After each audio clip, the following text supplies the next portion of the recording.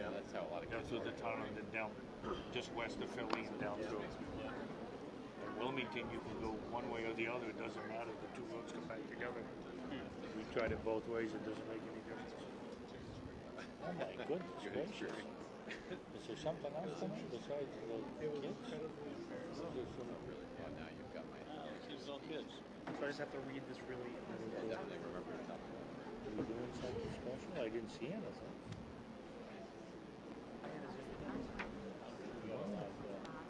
I didn't see anything. Well, it's Safe Schools Week. That's just his proclamation. I don't. We have really a lot. No, that's why I'm kind of hungry. Most of our executive session issues are Pretty simple. to the table tonight. Yeah. Got it in, but Yeah. how long it survived. Unless somebody did something stupid. I'm sure somebody stepped it up for you. I hope not. 6 to 1. It's all right. They'll still pass. Policies, we did them at the committee the other night. Hung out with Mike Massey last week. Did you? In San Diego. We had a Oh my God, I love that guy. I'd like to call the meeting to order. If you'd stand for the pledge. I pledge allegiance to the flag of the United States of America, to the republic for which it stands, one nation, under God, indivisible, with liberty and justice for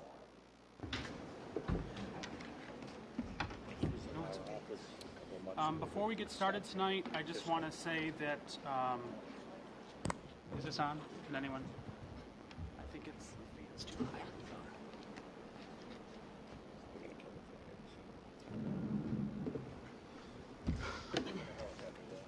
Before we get started, I just want to say that Patrick Svoboda and Scott McClintock are excused from this meeting. I'd like to have a moment of silence for the following individuals: Jeanette Lamb, a former teacher in the North Syracuse Central School District, and Annette M. Indiviro Kessler, a graduate of the North Syracuse Central School District.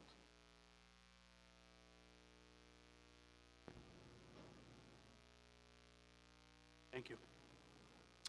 Moving into presentations, our first presentation tonight is a proclamation. So I'll read this to you now.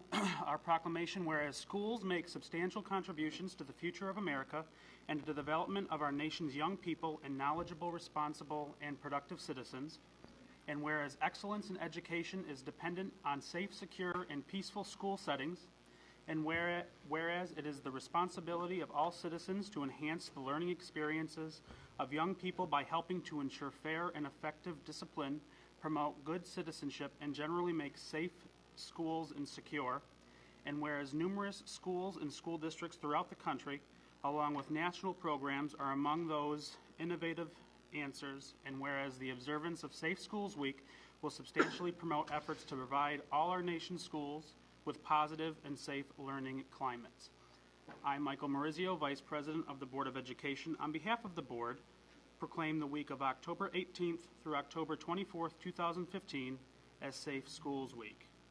The recommended Board action is to declare the week of October 18th through 24th, 2015 as Safe Schools Week in the North Syracuse Central School District. Do I have a motion? Mike Leone, Mary, all in favor? Our next presentation tonight will be from Dan Bowles, talking about our school enrollment.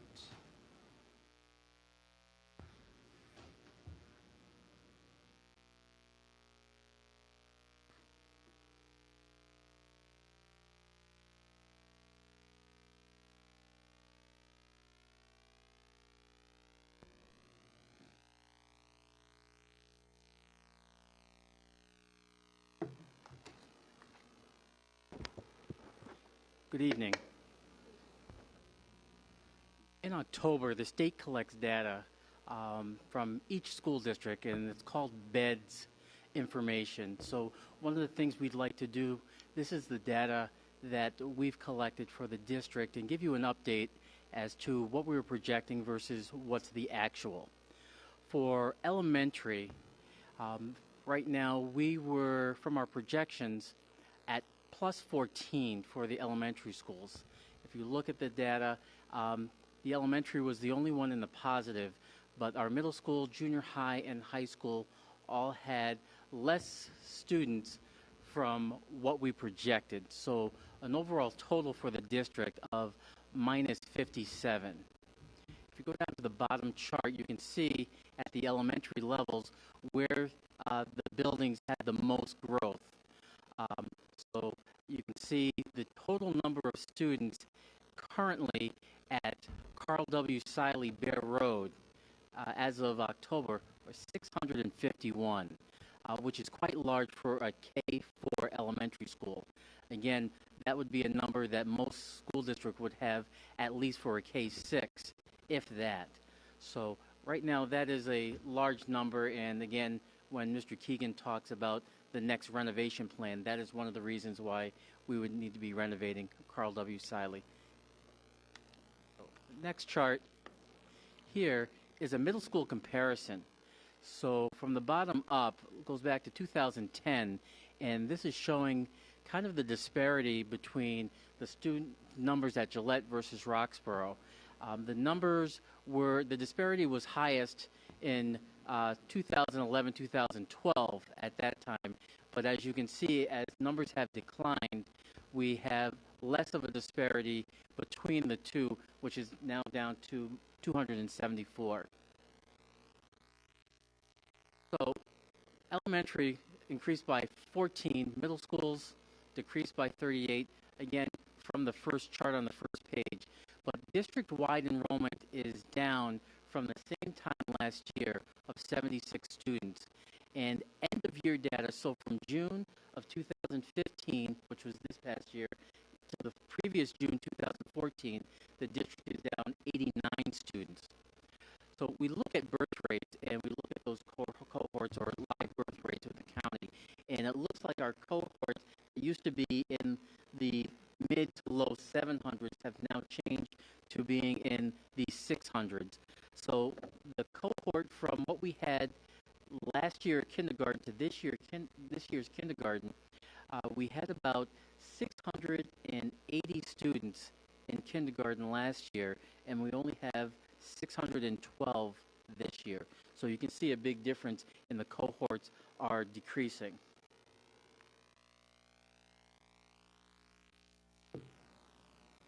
To move quickly, those are some of the other charts, and I apologize they are sideways, but if you look at the parochial enrollment for non-public, overall total is 619 for this year. Last year, the total of students that are going to parochial schools was 651. So there has been a decline in the overall number of students attending parochial school, which you can see on this chart that shows you 2014, 651 to now 619. So there are less students attending our non-public schools. And you can see over the years that that number has continued to go down, and I would anticipate that's due to economic issues.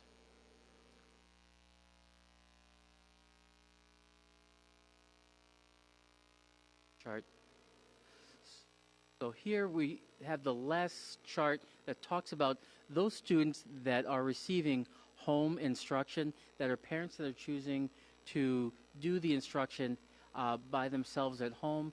And you can see in years past, back in the 90s, and you were at least at 1,000 students, and that has decreased over time to the point now, again, parent instruction, you are looking at 619 students.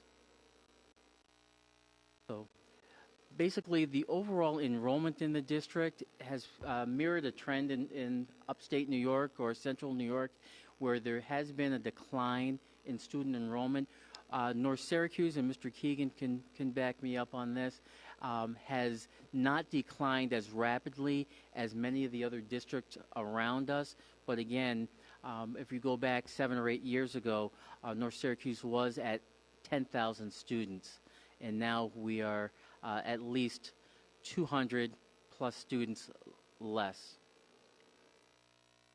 Any questions? Thank you.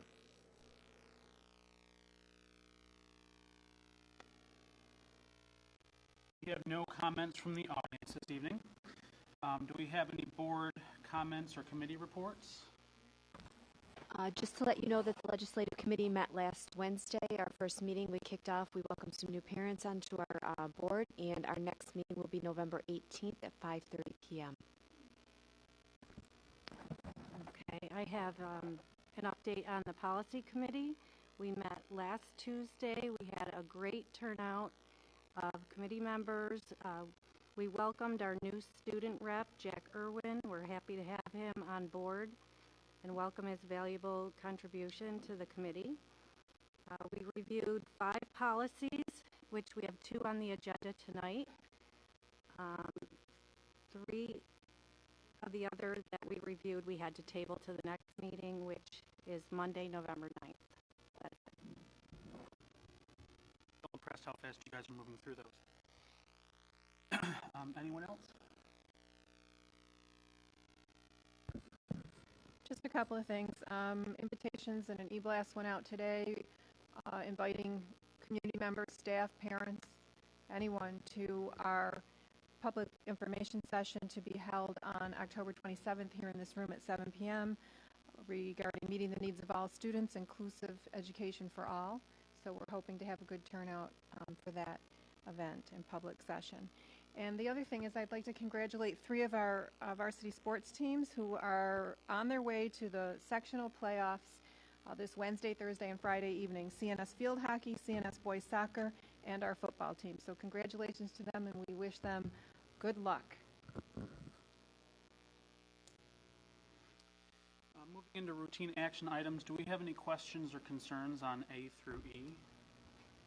Do I have a motion to take them as a group? Mike Schuster, all in favor? That's unanimous. Discussion action items, the adoption of the 2016-2017 budget process. Don?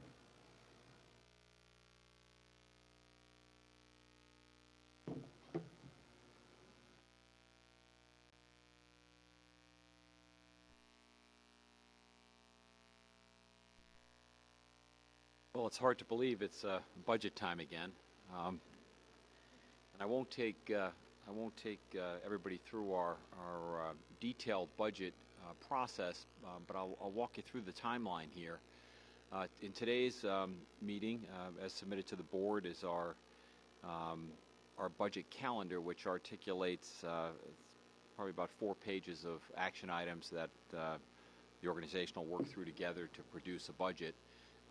Summarized here in this one-page summary. At the next board meeting, we'll bring forward to the board some of our budget assumptions. Those are the foundational economic assumptions that we use in determining the starting point for our budget. From November 16th to the 19th of February, our principals, directors, cabinet, and board subcommittee will work to develop a detailed budget for the board's consideration. We'll give you an update on that on January 4th. By February, we hope to have some information about the governor's budget proposal. If you remember, last year we did not have a proposal from the governor. I'm hopeful this year we'll have one. Although the governor did issue a letter this week to municipalities that specifically excludes New York State schools, but did talk about how they're expecting budgets to be flat this year. The CPI for the year will be flat, and that will affect our tax cap. That's the major component of our tax cap. But on February 1st, we'll have the preliminary tax cap calculation and a status of our fund balance and reserve projections. On February 22nd, we will present the initial budget. That's a little bit of business as usual, baked in with everything that we know about the economy and state aid, and that'll again be presented on the 22nd of February. In March, the board will hopefully be in a position to deliberate and talk about some of the aspects of the budget. We'll give you an update of the final tax cap. We'll talk about buses and our bus bond proposition, and we'll have our required notice of budget hearing and election for your approval. On April 4th, we will actually have our proposed budget. At that point, we should have, if the New York State budget is on time, we should know our state aid at that point, and we will adjust the budget accordingly and propose that on April 4th. And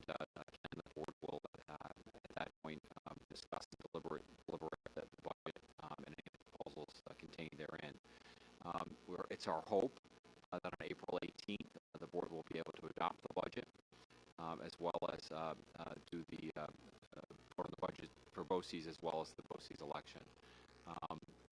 If you remember this year, due to the availability of information, we actually delayed that a week, and there is, we think, room in the calendar for if we have to have another meeting in there before the budget hearing on May 3rd. And then, as required after the budget hearing, we'll have a budget vote on May 17th. And that's the overview of the process. We've got a lot of work to do. I feel like both as a board and as a cabinet, we've got a lot of experience together working on budgets. And while I know this year probably will be as challenging as any, I feel like we've got a good process in place to prepare a timely and accurate budget for the board's consideration. Any questions? I just think that your streamlined process is great, All right. evolving from what we've done in the past. Thank you. Can I just add a little bit to that? For those of you who've been on the board and are not new board members, you realize that this is a bit different. We don't have special board meetings in here. That doesn't mean if there's a need and something arises because we're waiting for information from the state or whatever, we could always add them in if necessary.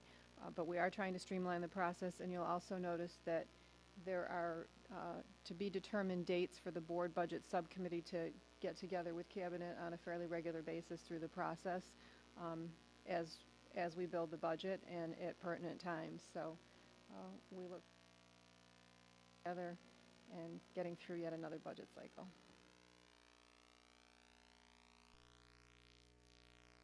Thank you.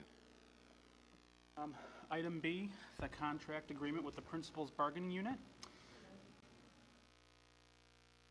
We have to, yeah. Oh, adopt. There's a motion there, Mike. I have a motion to adopt the 2016-2017 budget calendar.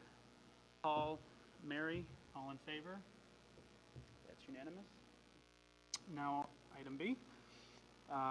The recommended board action is to approve the contract between the North Syracuse Central School District and the North Syracuse Principals Association for the period of July 1st, 2015 through June 30th, 2019. Do I have a motion? Liz? Mike? Favor?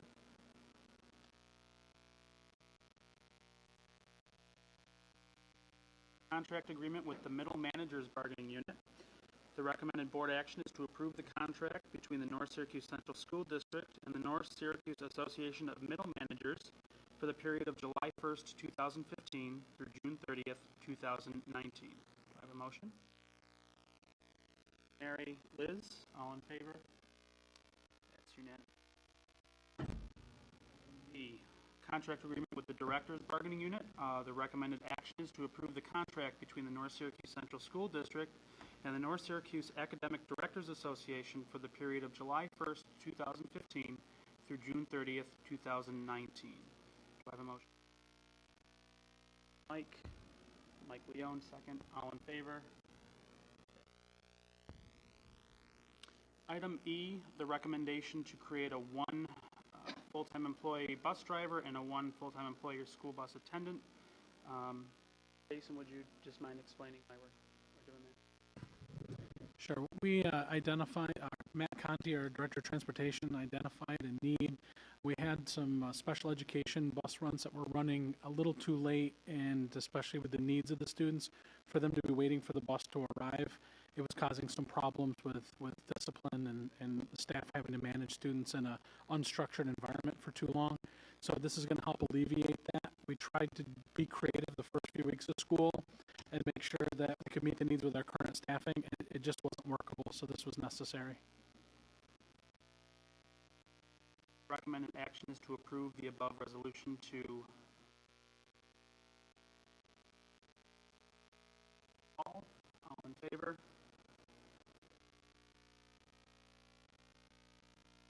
F, the recommendation to abolish one Assistant Director of Special Education and to create one Director of Response to Intervention.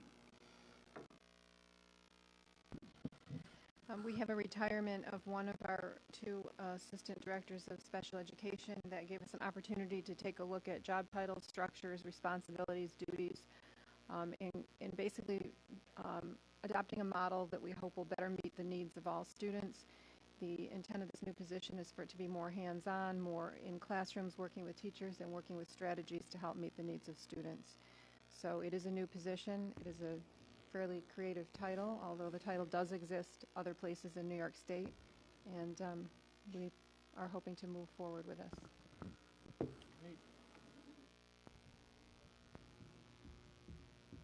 Recommended action is to approve the above resolution. Mary, all in favor? Acknowledgement of gifts. Amy Somerville, second grade teacher at Roxborough Road Elementary School, made a donation to the North Syracuse Central School District. Roxborough Road Elementary School of the Whisper Phone Duet Class Pack, Whisper Phone Readers Theater, How Things Are Made, Whisper Phone Element Class Pack, and Whisper Phone Select Grades from Donors Choose. The value of the gift is $385. Recommended board action is to accept with gratitude the referenced gifts. Mike, Leon, Liz, all in favor? That's unanimous. Do we have any questions on policies listed in HI? I have a motion to take those policies as a group. Mary, all in favor?